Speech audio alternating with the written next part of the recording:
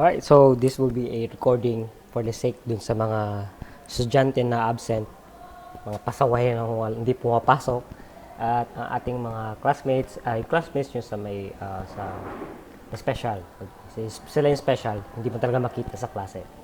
Alright, so this will be the week 5, and we're going to talk about chapter 2 and other stuff.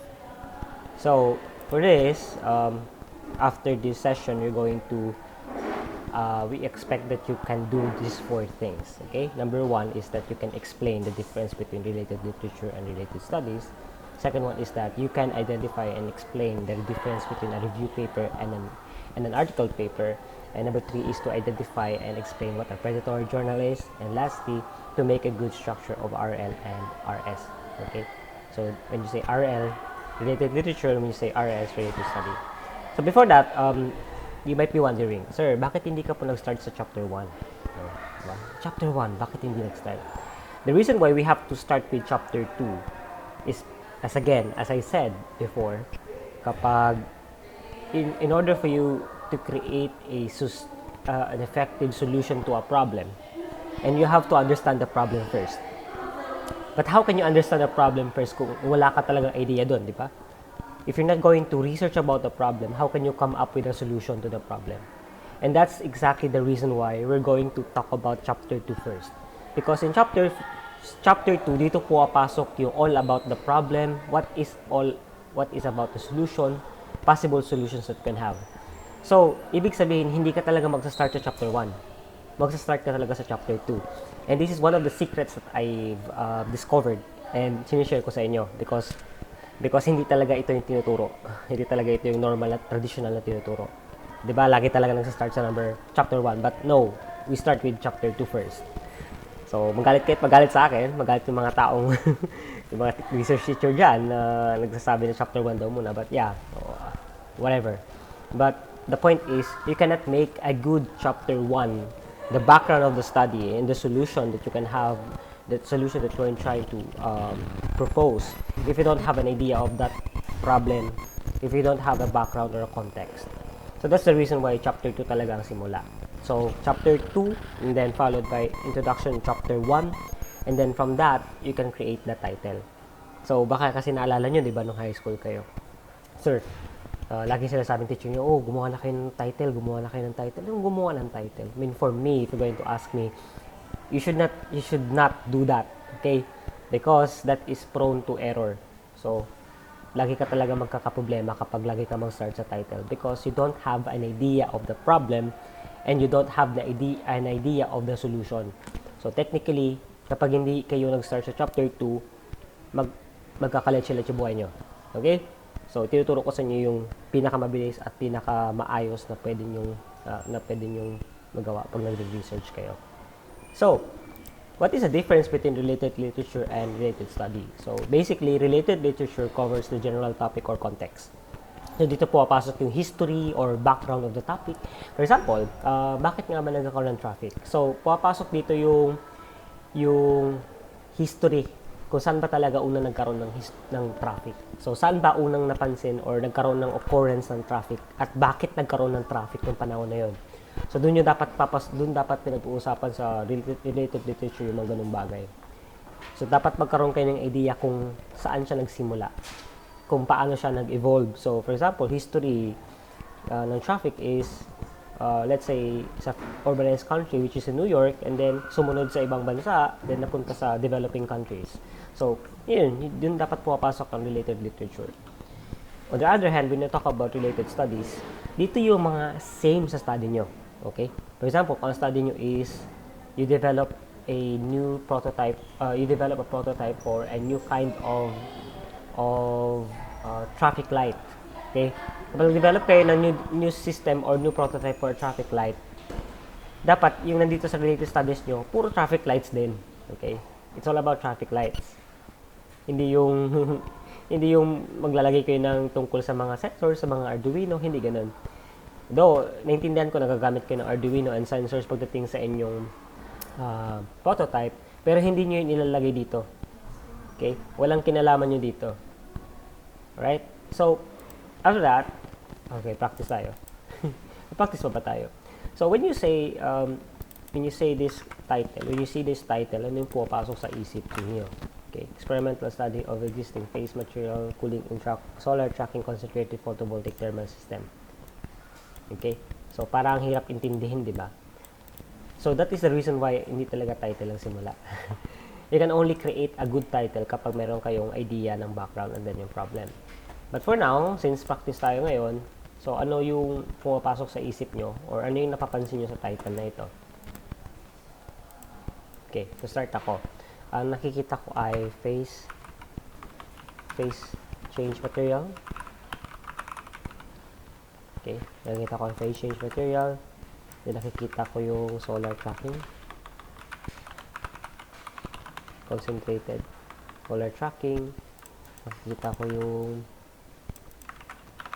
concentrated PV thermal. Yan. At nakikita rin akong experimental study.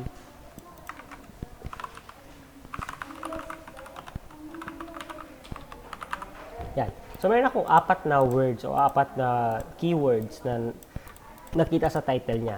And in order for me to understand that the topic or the research na ito, kailangan ko muna maintindihan tong 4 na ito. Now, paano nyo maintindihan tong 4 na to sa loob lang ng araw, linggo, or konting buwan? Okay? So, parang, ibig mo sabihin sir, kailangan namin mag-aral ulit sa ibang school? Hindi. So, dito pumapasok yung tinatawag na review paper and then article paper. So, the reason why you have to understand these two is because one of the common issues or challenges of students in doing research is limited talaga yung information sa topic. Diba? So, diba parang, ano nga gagawin ko? Ano nga yung topic na to? So, limited talaga information mo because obviously, as expected, hindi mo talaga alam lahat. So, second one is, you don't know where you will start and where you are going. So, hindi mo alam kung saan ka pupunta, kung saan ka magsisimula. Ano ba talaga unang-una mong gagawin? And thirdly is, hindi mo alam kung anong gagawin mo. So, if you are one of these 3, okay, so dapat mo talaga perfect talaga tong topic na to para sa'yo. So, when we talk about review paper, this is a summary of everything. This is a summary, okay? Everything in the scientific body of knowledge about a topic or problem. So, review paper is a summary of a topic, summary of a problem. On the other hand, when we say article paper, this is the solution of a researcher. Okay? So, ito mismo yung solution niya sa problem. But, the review paper is yung summary na lahat ng problem, tungkol dun sa problem. Lahat ng pwede mong malaman tungkol dun sa problem. So, when we go back to these 4 keywords, in order for me to understand these 4, I need to read papers, not just paper, but a review paper. Okay, so we look for a review paper about experimental study, we look for a review paper about phase change materials, we look for a review paper about solar tracking and concentrated PV thermal. So I'm going to give an example. For example, phase solar tracking. So in order for me to understand all about the things all about solar tracking, hahanapin ko yung review paper. Paghahanap ako ng review paper. Okay. So, ituturo ko na rin sa iyo paano maghanap ng review paper. So, I'm going to go to Science Direct and I'm going to search solar tracking and then look at this. Okay, look at here sa left side, article type. So, ito ba ay review paper or article paper? So, you click review paper. So, ibig sabihin, kapag i-click nyo yung review paper, lahat ng tungkol sa solar tracking, ibibigay niya sa iyo. Okay? Ngayon, solar tracking is, the term solar tracking is masyadong general. So, ganito yung specific. Anong gusto niyo sabihin nito? Solar tracking, gusto niyo ba yung algorithm? Gusto niyo ba yung system? Or gusto niyo ba yung devices? Yan. Oh. Article, review paper muna ulit. So, see? So, to solar PV from material to use the most commonly used techniques to maximize power output of PV. A focus on solar trackers and floating solar panels. So, ibig sabihin, if you're going to read this paper, marami kang makukuha. In short, marami kang maintindihan tungkol dun sa topic ng solar PV trackers. So, ito yung babasahin mo. Medyo mabagal. Mm.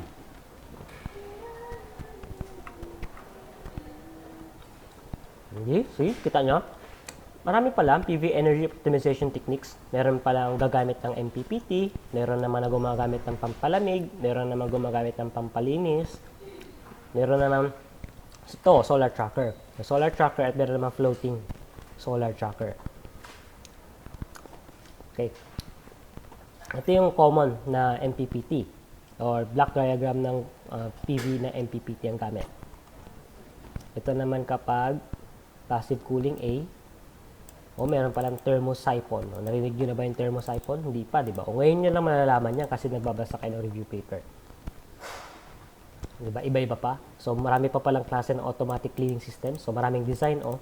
See? So, ibig sabihin kung nag-iisip kayo ng research na ang gagawin nyo ay panglinis ng solar PV, tapos inisip nyo na agad na, ay, meron ako, gagawa ko ng ganito. Ay, meron na palang ganyan.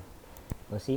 The reason why kung bakit magkakaproblema ka talaga, hindi ka kasi nag-check ng review paper. Ano na bang meron? So parang nagiging ignorante ka sa mga ginawa na ng iba. Ang tendency nun, magkakamali ka. So, yung pagkakamali nila magiging pagkakamali mo din kasi hindi ka kasi nag-check ng review paper. So I hope naintindihan niyo yung lesson doon.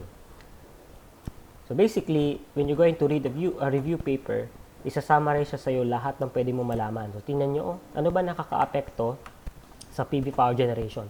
Orientation, solar radiation, temperature, humidity, wind speed, shading, dust. O, di ba? Dami-dami ko na agad nalaman. Yan pala yung mga nakaka-apekto sa solar PV. O, yan dami-dami pa dito. So, yan yung reason kung bakit if you want to create or if you want to study a particular topic, you have to read review paper. Okay, hindi na mag-dwell dyan. So, you can do the same thing dito sa phase change material, experimental study, and a concentrated PV thermal. Now, I have to take note. The good thing about review paper is, binibigay niya yung problems na nag-exist. Minsan, root cause. Okay? Minsan, binibigay niya yung root cause at nagbibigay siya ng recommendation kung paano ma-address yung root cause.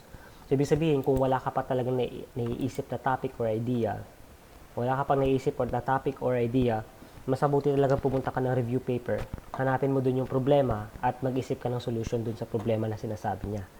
Basically, parang binibigay na niya sa'yo kung anong gagawin mo. So, yun. I hope makatulong sa inyo. Proceed na ako. So, that's the difference with a review paper and an article paper. Wait, di ko pa pala na-discuss. So, this is the review paper. But, a particular study like this one, yan. Open ko lang. Hindi ko na open. So, na lang. So, ibig sabihin nun, kapag may nakita kayong isang yan, yung nakasite na yan. Wait, hindi pala yan. Ito. Yung drive conventional turbines. Kung meron yung isang research topic tungkol dyan, yun yung article paper. Hindi yung review paper. Pero pwede nyo namang hanapin din ito. For example, gusto nyo matutunan ang drive conventional turbines. Pwede naman. Hanap pa lang ng review paper. Yan. So, review paper, di ba? Search. Review paper. Yan. So, ito yung lahat ng makikita mo. Review of non-conventional hydropower turbines and their selection for ultra-low head applications. Mga ganyan pala, oh. Comprehensive review on wind turbine emulators. O, di ba? So, sana na-gets nyo. Alright. So, proceed na ako. So, meron pala akong example dito sa pinakita ko sa klase. So, identify nyo lang kung siya ay review paper or article paper. Number 1, zoom in ko. Experimental study of using phase change material on cooling in a solar tracking concentrated photovoltaic thermal system. Is this a review paper or an article paper? Parang article paper ito.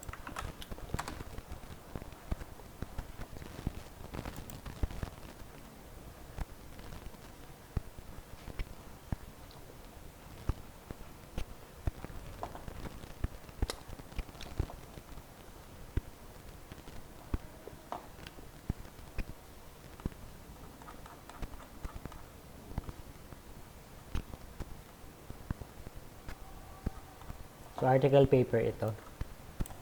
Parang review paper din. Kasi parang marami. So, article paper. Okay? Next, number 2, resilient smart grid system issues and challenges. Ito ay review paper. Kasi issues and challenges. So, sa paper na to, kapag babasahin nyo to, dito nyo makikita lahat ng issues and challenges ng smart grid system. So, kung gusto nyo mag-research about smart grid, punta kayo dito sa paper na to para makita nyo kung ano yung problema, yung root cause minsan. Number 3, IoT-based monitoring and control of substations and smart grids with renewables and electric vehicle integration. So, ito ay review paper kasi hindi siya specific. Ngayon, marami kasing IoT-based monitoring system. So, hindi siya clear kung ano ba talaga yung particular na yun. So, number 4, an evaluation model for smart grids and support to smart cities based on hierarchy of needs theory. This one is an article paper. So, article paper to. And lastly, flexible multi-junction solar cells embedded inside smart gas modules for outdoor applications to smart grids. This is a article paper. Article paper yan. So, technically, ito talaga yung review paper. At ito, number 3. So, I hope na nagets nyo kung anong gamit ng review paper and article paper. Okay, next. So, sa sobrang dami kasi ng review, sa sobrang dami ng research paper na available online, ang hirap kasi malaman kung ano yung tama, tapat at totoo. Okay, sabi nga sa klase, tama, tapat at totoo. Meron kasi tayo tinatawag na predatory journals. So, ito yung mga journals na wala silang pakialam kung tama, tapat o totoo yung sinasabi ng isang research paper.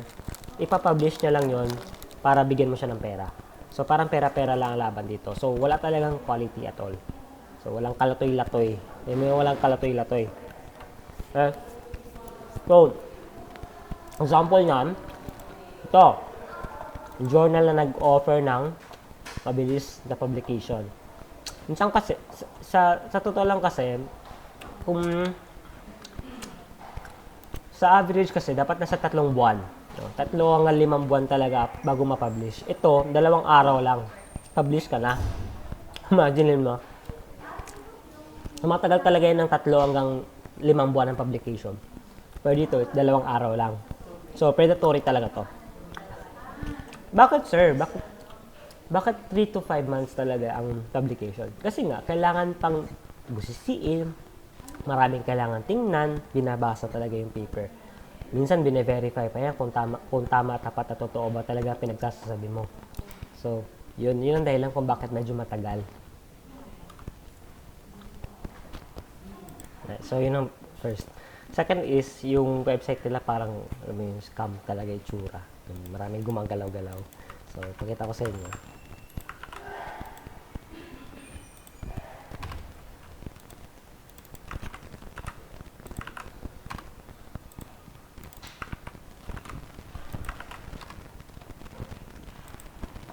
Okay, so, yun o, ganyan. Though, hindi naman talaga siya as in halata, pero, wala eh. Predatory kasi talaga to. Ito, yan. O, diba? Diba? Ang dami gumagalaw, diba? Ito din. O, diba? O, 100% guarantee. Yan. Example ng mga predatory journal. Third one is ito. Yung mga, kung titingnan mo kasi yung journal na yun, kung pipili ka ng isang research paper doon, mapapansin mo talagang walang talagang quality. Na may parang, ano ba to? So, yun lang naman. Hindi na ako magpapakatagal pa. So, ang isa talaga sa ginagamit ko para malaman kung siya ay, alam mo yun, kapag international siya, tapos na-hit niya yung 4 or 2 or 3 dito sa criteria ko. Meron 2 or lahat 'yan. Meron akong last na test, yung test kung siya ay Scopus or Web of Science. So gagawin niyo lang naman, ipupunta kayo sa 2 website na ito. Yan.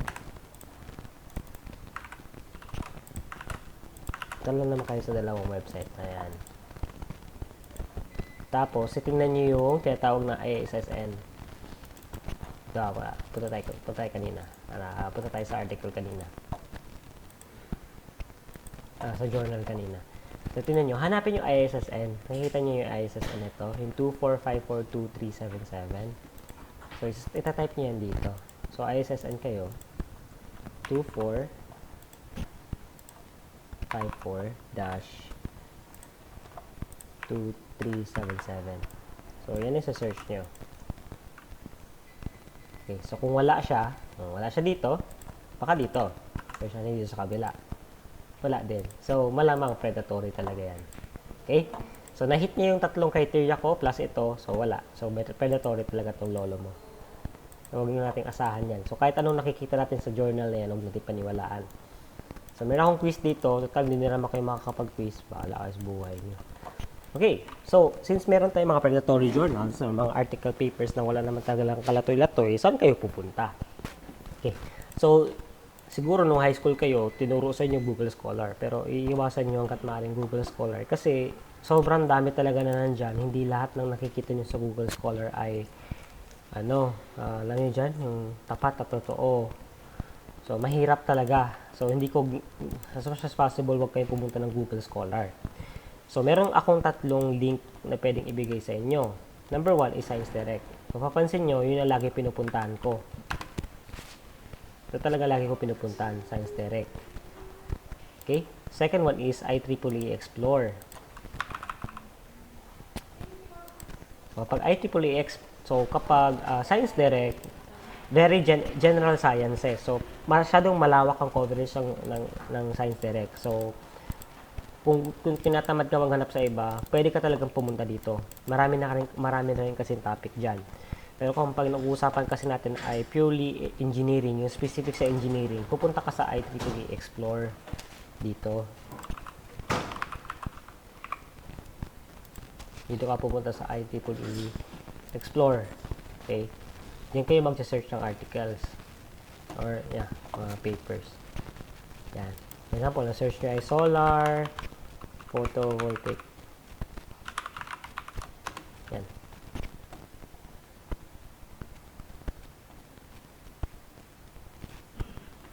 Yan. Solar photovoltaic. So, ito. Yan. Mga specific article papers yan. Usually, article papers. Pero, konti lang ng review paper dito. Pero, karamihan talaga article paper. So, see. Problema ko lang sa IEEE kasi maraming hindi bayad. Ay, maraming hindi libre. So, mahirap. Mahirap talaga.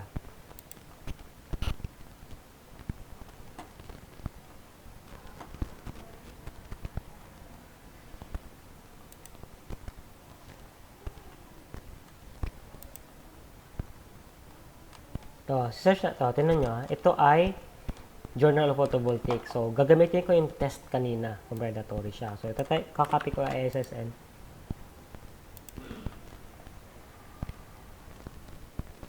Then, type ko siya dito. So, see? Nandito siya. Taas nga eh. Dito siya. Tingnan natin kung nandito siya sa Web of Science. So, dito rin siya sa Web of Science. So, see? So, listed siya. So, legit yan. Okay, legit yan. Hindi yan predator. So, lahat na nakikita dito, hindi yan predator. Legit yan. Okay?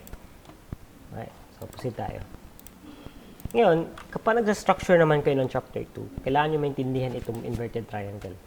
Okay. So, kapag gumagawa yung chapter 2, kailangan nyo maintindihan na minsan, may mga paper, may mga thesis kasi na hinihiwala yung review literature at iba naman yung review related studies. Pero meron naman na mga pinagsama na yung review literature and study. Kapag ganon, ito yung susundin yung parang skeleton or format. So, unang muna pag-uusapan natin ay yung general information. So, dito pumapasok usually yung mga history. For example, traffic. Pag-usapan natin traffic. So, kung gagawa kayo ng chapter 2 tungkol sa traffic, so, una nyo munang pag-uusapan dito ay yung history ng traffic. Okay? So, saan ba unang nagsimula ang traffic? Bakit nagkaroon ng traffic? So, saan? Mga ganun. So, meron na bang study na ginawa tungkol sa traffic? So, after ng history, dun yun sunod yun naman pag-uusapan yung dahilan kung bakit nagkakaroon ng traffic. So, causes of traffic. Yun, ganun. Then, after nyo ma-discuss yun, magiging specific na kayo. So, for example, ang pag-usapan nyo tungkol dun sa causes ng traffic ay ng pagtaas ng population. So, doon na kayo papasok sa population. Bakit nga ba dumadami yung population sa isang particular na area? So 'di ba parang nagbe-break or na-narrow down yung topic nyo. So, hanggang sa mapunta kayo dun sa study nyo. For example, ang study nyo is gusto nyong i-address ang traffic by removing all of the people sa Metro Manila. Ngayon, paano nyo gagawin yun? Pwede nyo gawin siya by relocating the city capital. For example, ang Metro Manila, di ba, nandun yung mga offices, mga work. I-move nyo yung capital sa, let's say, Baguio. Or let's say, sa Bulacan. So, yun yung strategy nyo, yun yung solution nyo. So, ibig sabihin, sa review of related studies nyo, maghahanap kayo ng mga bansa na ganun din ang ginawang strategy. So, naalala ko parang Malaysia yata. Nilipat ng Malaysia yung kanilang central capital from one location to another. So, nagkaroon sila na parang dalawang capital, Old Malaysia and then New Malaysia. So, ganun sa related studies. Now, after nyo ma-discuss lahat yun, yung related literature and studies nyo, magpo-provide kayo ng isang paragraph after lahat nun. So, ito yung pinakadulo ng chapter 2 related literature and study nyo. Synthesis ang tawag doon. So, after nyo sabihin ng lahat ng mga yun, no? After nyo sabihin lahat ng details na yun tungkol sa history, sa traffic, bakit may population, bakit kailangan i-move yung capital city from one point to another, sasabihin nyo kung bakit gagana yung solution nyo. So, dito nyo i-justify bakit yung solution nyo ay gagana dun sa problem. Yun lang naman. Okay. So, again, sana naman after this ma-explain nyo na kung anong related literature, anong related studies, and then ma-identify nyo at ma-explain kung anong difference between review paper and article paper. Again, related literature ay ito yung parang context, o ito yung general information about a topic and problem. And yung related studies naman, ito yung mga studies na same sa'yo. Okay. Number 2 is review paper is yung summary ng tungkol dun sa topic or a problem, and article paper is an exact solution. Okay, so yun yung solution sa problem. Now, predatory journal is yung mga journals na tumatanggap lang ng mga research paper without checking for quality and for accuracy ng gawa nila. So, ginagawa lang nila yun for money. Okay, tatanggap lang sila ng pera. Now, an RL and RS should follow the inverted triangle na kung saan ang mauna muna na yung general information hanggang sa mapunta kayo sa specific topic nyo. Now, the last part of the RL and RS is a synthesis. Yan. Okay, so for next video, next week topic naman, week 6. Kasi nung nagklase ako sa kanila, kinompress ko sa isang session yung week 5 and week 6.